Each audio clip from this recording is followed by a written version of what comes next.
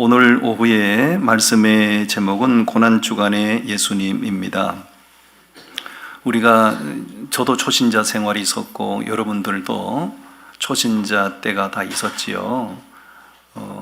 처음 내가 전도를 받고 교회 나가고 이제 신앙의 걸음마를 뗄 때 누가 나의 신앙의 멘토가 되는가 하는 것은 대단히 중요합니다.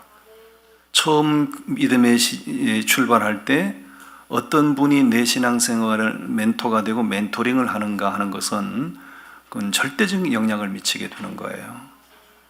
저는 처음 서울 영락교회를 출석하게 됐는데 며칠 전에 처음 제가 교회 나갈 때 제 신앙을 양육해 주셨던 장로님이 이제 나이가 드셔서 며칠 전에 돌아가셨다고 보고를 받았어요.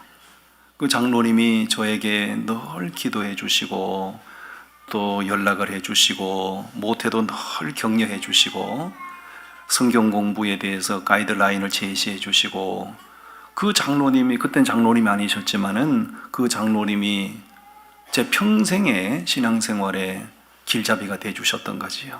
너무너무 감사해요.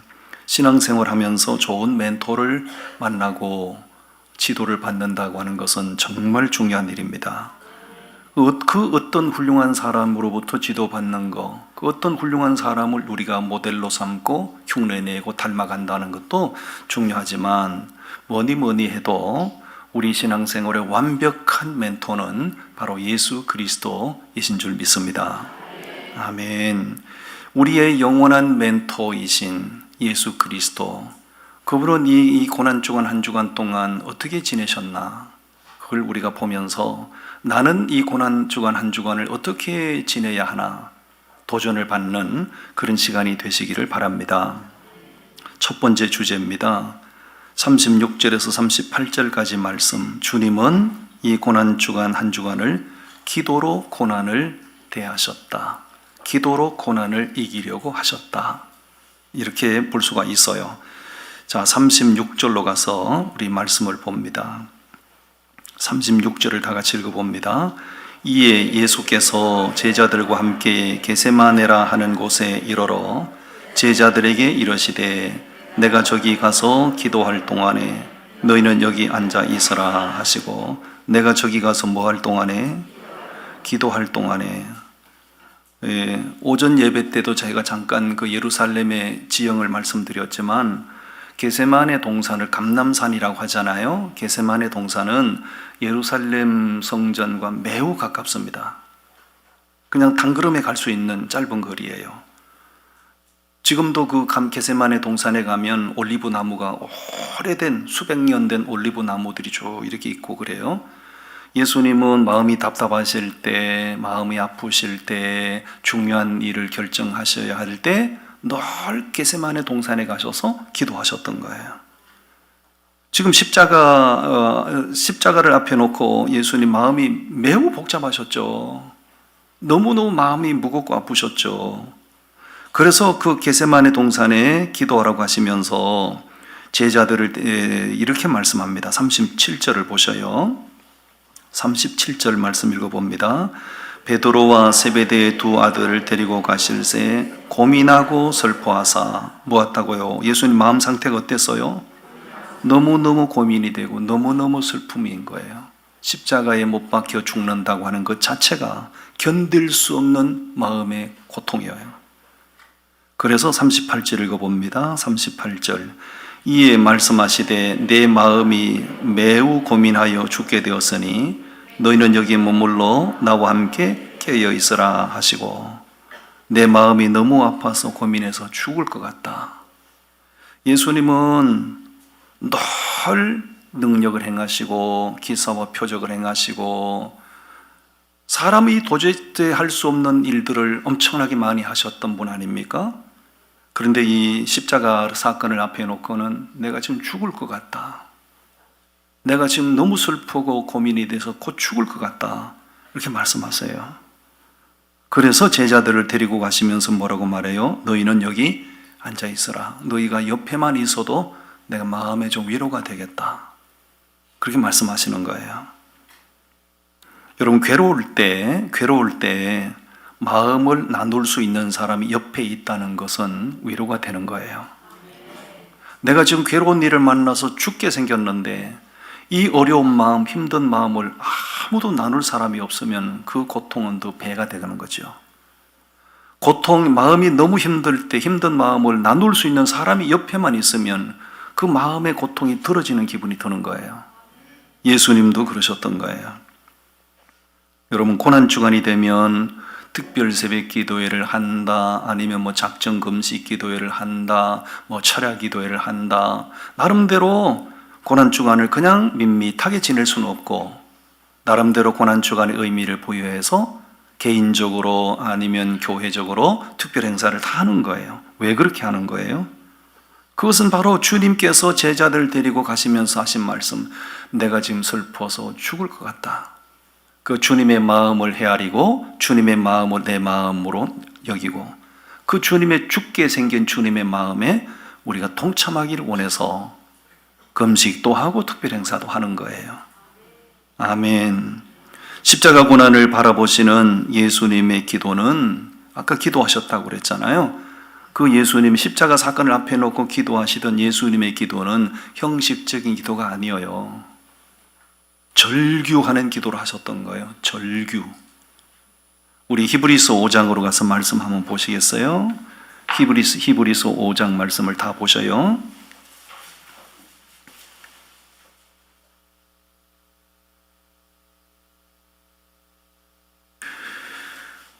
히브리서 5장 7절 말씀이 되겠습니다. 7절 말씀 우리 다 같이 읽어봅니다. 시작.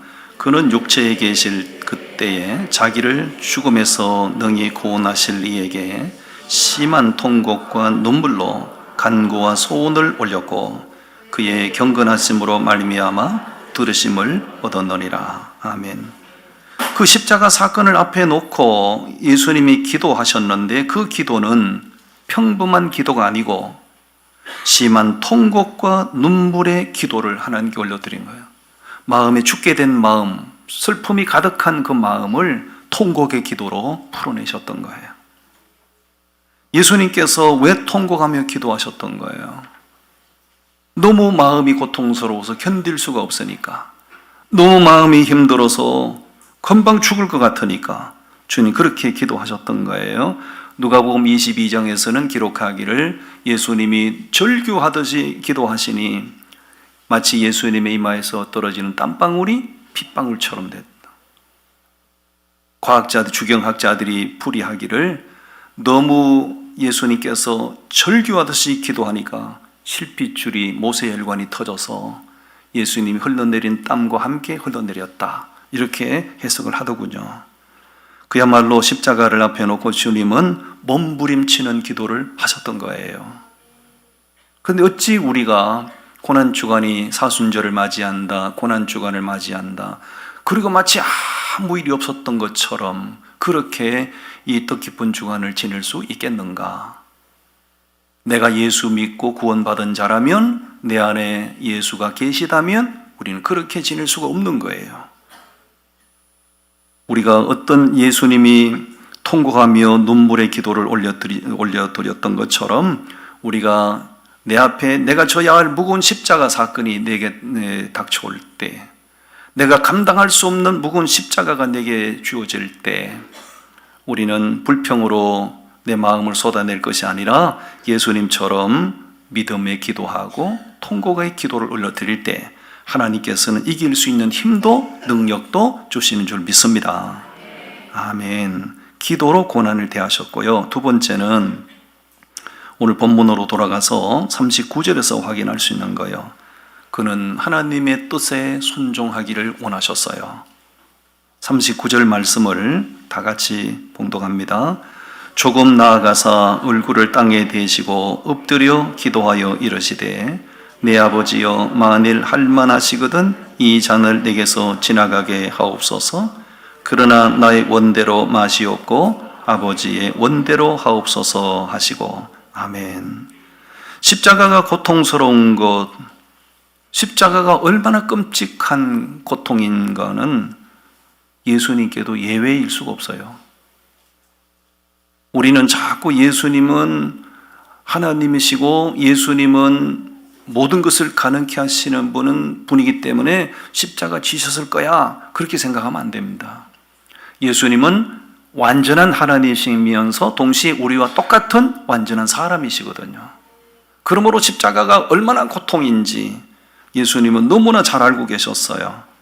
그래서 주님 앞에 당신의 솔직한 마음을 쏟아놓는 거예요. 아버지, 할 수만 있으면 이 십자가를 지지 않게 해주십시오.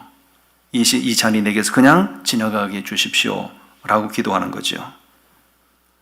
여러분, 그러나 그는 하나님 아버지의 뜻에 순종하기를 원해서 내 솔직한 심정은 이 십자가를 안 지고 싶은데, 그러나 십자가를 지는 것이 아버지의 뜻이라면 순종하겠습니다.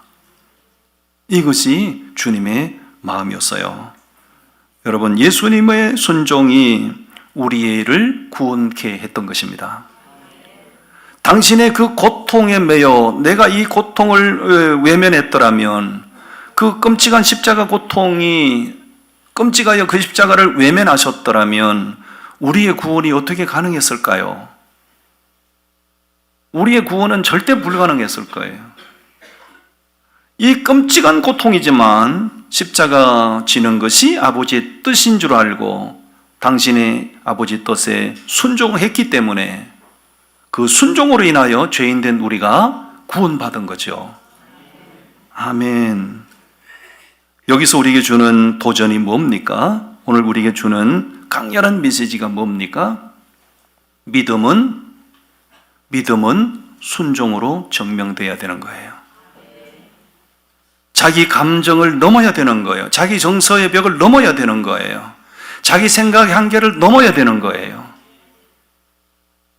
믿음은 순종으로 나타나야 믿음인 것이고, 순종하는 믿음은 무엇까지도 감당해야 되는 거죠.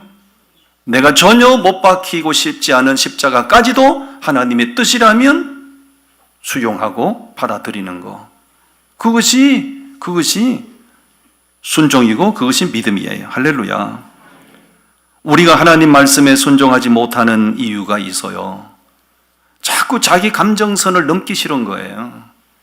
자기 생각, 자기 정서의 한계를 넘기 싫은 거예요. 무슨 얘기, 아무리 하나님의 뜻이라고 얘기해도, 아무리 이것이 성경이라고 얘기해도 그건 그렇고요, 나의 정서는 그게 아니에요. 자기 정서 안에 머물려고 하는 거예요. 이게 얼마나 위험한 신앙인지 아세요? 누구나 다 자기 이념이 있을 수 있지만 이념도 하나님의 말씀 앞에는 굴복이어야 됩니다. 누구나 다 자기 강력한 정서가 있지만 자기 정서도 하나님의 말씀 앞에 굴복이어야 됩니다. 아멘. 우리가 왜 하나님의 말씀에 순종하지 못하는가요? 그게 말한 믿음이 없기 때문이고, 그 사람의 믿음은 자기 정서 한계 내에 머무는 믿음인 거예요. 그러니까 순종이 안 되고 하나님의 말씀을 자꾸 걸러내는 거죠, 이렇게. 그것이 얼마나 위험한 신앙인지를 우리는 알아야 됩니다. 오늘 현대 교인들의 심각한 문제가 여기 있는 거예요. 순종 없는 신앙생활을 정당화하는 거예요. 순종 없는 신앙생활을 당연시하는 거예요. 헌신 없는 신앙생활을 당연하게 여기는 경향이 지배적인 거예요. 절대 그런 구원은 우리 주님이 하신 말씀을 꼭 기억해야 됩니다. 인자가 올 때에 믿음을 보겠느냐. 당신의 정서를 존중하고 당신의 믿음이 당신 정서 안에 갇혀 있는 것 다 이해합니다마는, 그러나 주님 오시는 날 당신의 정서 안에 갇혀 있는 그 믿음이 당신을 구원하겠는가? 저는 그럴 수 없다고 생각해요. 자기 정서를 뛰어넘어야 됩니다. 자기 생각의 차원을 넘어야 됩니다. 아멘. 자기 이념도 넘어야 됩니다. 아멘. 믿음의 위인들을 보면 히브리서 11장은 믿음장이잖아요. 거기 믿음의 위인들 쭉 나오잖아요. 아브라함부터 시작해서 웬만한 사람 다 나옵니다. 그분들은 다 믿음으로 살았던 사람들이죠. 그분들의 믿음은 어떤 믿음이에요? 자기 정서 한계 속에 갇힌 믿음이 아니었어요. 자기 정서를 뛰어넘고 자기들의 상상을 뛰어넘고 자기들의 생각의 벽을 뛰어넘고 하나님 말씀하신 대로 맞춰가는 거예요. 그렇죠? 예. 그래서 그분들은 믿음의 위인으로 추앙을 받을 수 있는 거예요. 십자가가 얼마나 고통스러운지 주님이 왜 모르셨겠어요? 우리가 똑같은 연약성을 가진 예수님이신데 십자가 지기 싫죠. 생각만 해도 몸서리치는 십자가라고요. 그래도 주님 십자가를 지신 이유가 뭐예요? 아버지 뜻이니까 순종한 거예요. 그건 자기 정서를 뛰어넘는 믿음이에요. 여러분에게 이 고난주간을 맞이하면서 당부드립니다. 목자의 마음으로 당부를 드려요. 여러분의 정서 안에 여러분의 믿음을 가두면 안 돼요. 여러분의 이념 안에 여러분의 믿음을 가두면 안 돼요. 다 뛰어넘어야 돼요. 하나님의 말씀 앞에는 다 굴복이어야 되고 말씀 앞에는 다 순종이어야 돼요. 아멘. 하나님의 뜻에 순종하고자 하셨던 거지요. 그 다음에 42절에서 주님은 이 고난주간에 뭘 하셨나? 그 끔찍한 고난의 십자가를 기꺼이 지셨던 거지요. 42절에서 우리가 확인합니다. 42절을 다 같이 읽겠습니다. 다시 두 번째 나아가 기도하여 이르시되 내 아버지여 만일 내가 마시지 않고는 이 잔이 내게서 지나갈 수 없거든 아버지의 원대로 되기를 원하나이다 하고, 결국 무대로 되기를 원한다고요? 아버지 원대로 되기를 원한다는 얘기는 뭐예요? 내 기꺼이 죽을게요. 그죠? 내 기꺼이 내 한 몸 십자가에 못 박도록 내드릴게요 하는 거잖아요. 그 아버지 원대로 되는 거잖아요. 예. 아버지 원대로 되기를 원하는 것이 성경적인 신앙이에요. 옆 사람 격려하세요. 네 원대로 되지 말고 아버지 원대로 돼야 됩니다. 오늘 우리 현대교인들의 신앙이 뭐가 문제예요? 왜 잘못된 거예요? 전부 다 자기 원대로 되기를 원하는 거예요. 예수 이름을 이용하고 하나님 아버지 이름을 이용하여 자기 원대로 되기를 원하는 거예요. 예수님의 믿음은 그게 아니잖아요. 내가 이걸 원하지만 내 원대로 당신을 빙자하여 내 원대로 되기를 원하는 게 아니고, 나 정말 이거 하기 싫지만요 아버지 뜻이라면 아버지 원대로 되기를 원합니다. 너무 달라요. 십자가 사형, 십자가는 로마 제국이, 그 당시 로마 제국이 세계를 지배했으니까 로마 제국이 지배를 하다 보면 옛날 우리나라도 독립운동을 많이 했잖아요. 독립운동을. 왜? 일제가 지배를 하고 있으니까 우리 민족 애국지사들이 여기저기서 모여서 결사항전을 벌이고 독립투쟁을 하고, 그때도 마찬가지였거든요.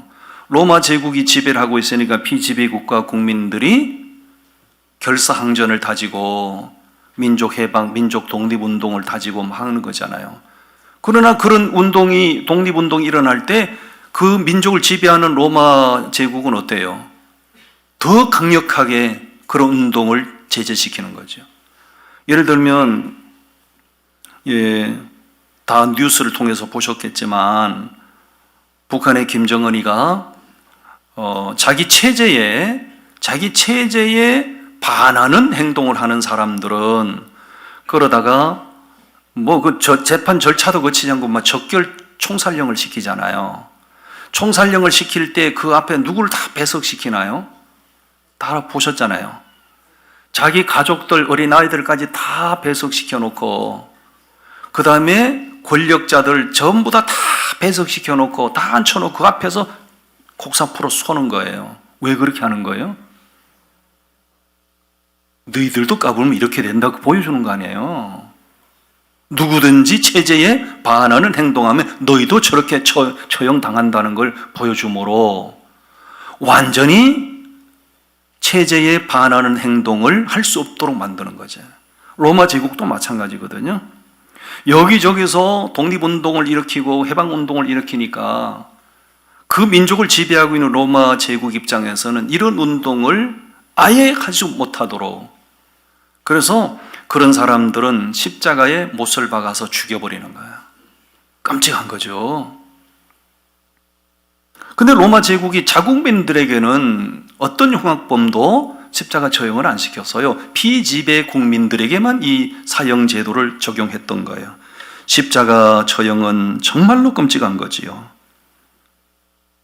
저는 옛날에 처음에 교회를 개척하고 제가 85년도에 교회를 개척했고, 그때부터 이제 초창기에 필리핀 선교를 참 많이 다녔어요.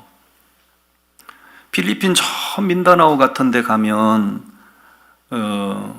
그 반군들이 많이 있고, 그 다음에 무슬림들이 민다나오 그쪽에 많이 살아요.